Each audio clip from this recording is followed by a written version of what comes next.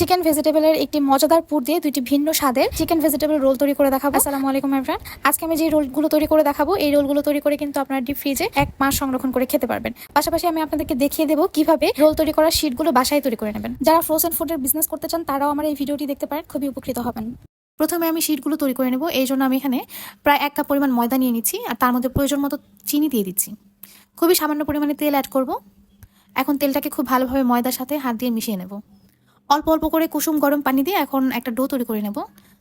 পরোটা অথবা রুটি তৈরি করার জন্য যেমন ডোটা তৈরি করতে হয়, ঠিক তেমনই একটি ডো তৈরি করে নেব। ডোটাকে কয়েকটা ভাগে ভাগ করে এরকম লেচি কেটে এটাকে 15 মিনিট রেস্টে রেখে দেবো।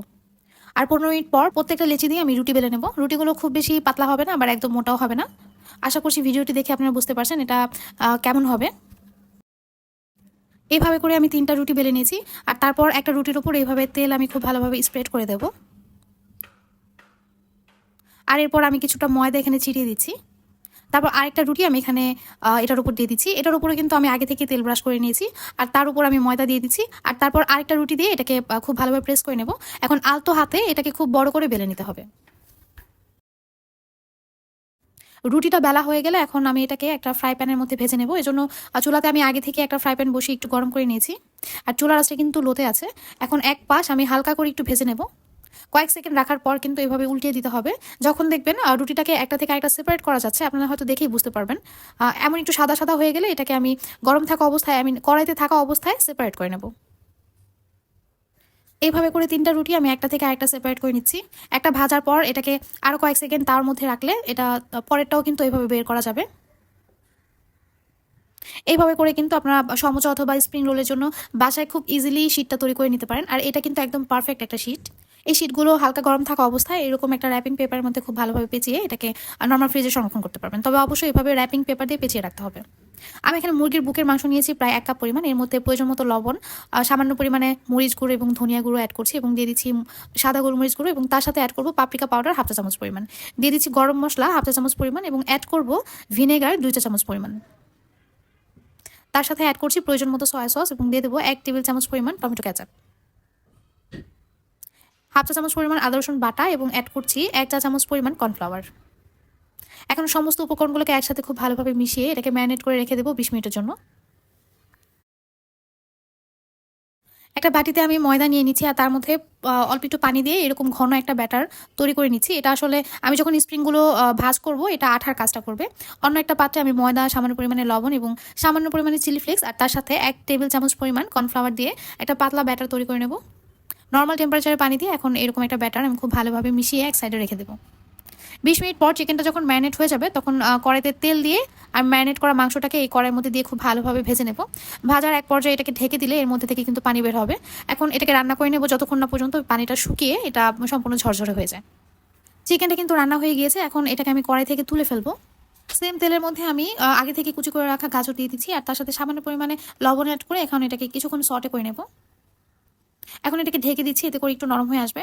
গাজরটা একটু নরম হয়ে আসলে এর মধ্যে আমি আগে থেকেই কুচি করে রাখা বাঁধাকপি অ্যাড করছি, সামান্য পরিমাণে চিলি ফ্লেক্স, আর তার সাথে সামান্য পরিমাণে লবণ দিয়ে এখন এটাকে কিছুক্ষণ সটে করে নেব।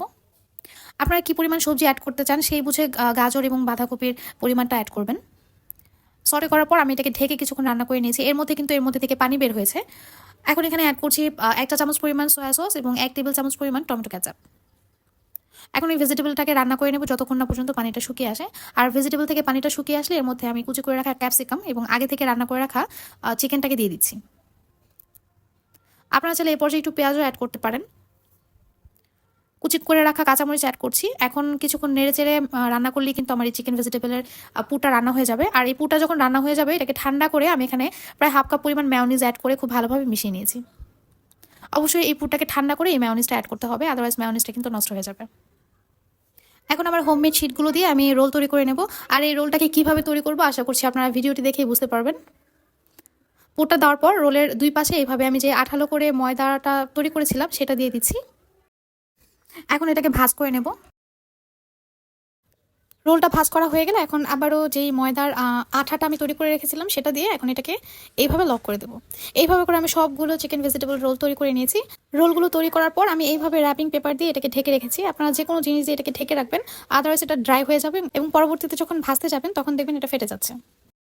এখান থেকে কয়েকটা রোল আমি এইভাবে ব্রেড ক্রাম্বের মধ্যে গড়িয়ে নেব। এই জন্য পাতলা করে যে ব্যাটারটা গুলিয়ে রেখেছিলাম ময়দা দিয়ে, সেটার মধ্যে রোলগুলোকে ডিপ করে এখন এই ব্রেড ক্রাম্বের মধ্যে দিয়ে খুব ভালোভাবে গড়িয়ে নেব। এই পর্যায়ে চিকেন ভেজিটেবল রোলগুলোকে আপনারা যে কোনো বক্সের মধ্যে ঢেকে তারপর ডিপ ফ্রিজে সংরক্ষণ করতে পারবেন, অথবা একটা ট্রের মধ্যে রেখে সেটাকে র্যাপিং পেপার দিয়ে খুব ভালোভাবে পেঁচিয়ে সেভাবেও কিন্তু আপনারা এটাকে ডিপ ফ্রিজে সংরক্ষণ করতে পারবেন। আমি কয়েকটা রোল এখানে ভেজে দেখাচ্ছি। কড়াইতে পরিমাণ মতো তেল নিয়ে তেলটাকে হালকা গরম করে আমি রোলগুলোকে এই হালকা গরম তেলের মধ্যেই ছেড়ে দেবো। আর তারপর কিছুক্ষণ অপেক্ষা করে একটু হাতে সময় নিয়ে রোলগুলোকে ভেজে নেব। একদম গরম তেলের মধ্যে রোলগুলো ছাড়লে সেটার ওপরের অংশটা কিন্তু সুন্দর হয় না আর ক্রিস্পিও হয় না, তাই আপনারা অবশ্যই এইভাবেই রোলগুলোকে ভেজে নেবেন। এখন ব্রেড ক্রাম্ব দিয়ে যেই রোলটাকে আমি তৈরি করেছিলাম সেটাকে ভেজে নিচ্ছি। ব্রেড ক্রাম্ব দিয়ে যে রোলটা তৈরি করেছি সেটাকে কিন্তু আবার একটু গরম তেলের মধ্যে ছাড়তে হবে, কারণ ঠান্ডা তেলের মধ্যে ছাড়লে ব্রেড ক্রাম্বগুলো যে গায়ে লেগে আছে সেটা কিন্তু খুলে যাবে, তখন তেলটা কিন্তু একদম নষ্ট হয়ে যাবে। তো আমি দুইভাবেই কিন্তু আপনাদেরকে চিকেন ভেজিটেবল রোলটি তৈরি করে দেখালাম।